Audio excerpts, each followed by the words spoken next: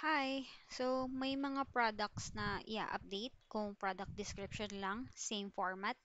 So, una mong gawin is buksan mo yung product page na pagkokopyahan mo and then punta ka sa draft products na i-edit mo. So, since wala pang sample dito, halimbawa, naka-draft po to, punta ka dito sa pagkokopyahan mo. And then, pinutin mo yung itong symbol na to or may lumalabas na show HTML.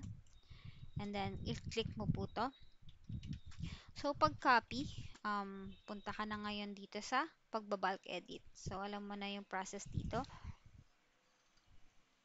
And then, hanapin mo ngayon or i-check mo yung product description. So, ito, kasunod siya ng product title.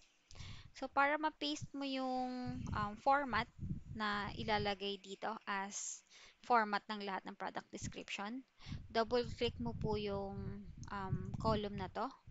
And then, lalabas din po dito yung icon na to, yung show HTML. So, i-click mo. And then, i-paste mo ngayon yung kinopya mo galing dito. Ayun. So, para makita mo yung outcome niya, pindutin mo ulit yung show editor. So, same na sila. So, para makopya mo siya sa pangkalahatan, hindi mo gagawin yung process na ginawa mo dito. So, click mo to, Ctrl-C, copy, and then i-highlight mo rin yung paglalagyan mo, and Ctrl-V.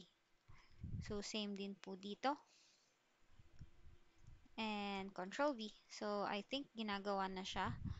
So, ganun lang yung pag-process po ng bulk edit kung description po yung ilalagay. Salamat!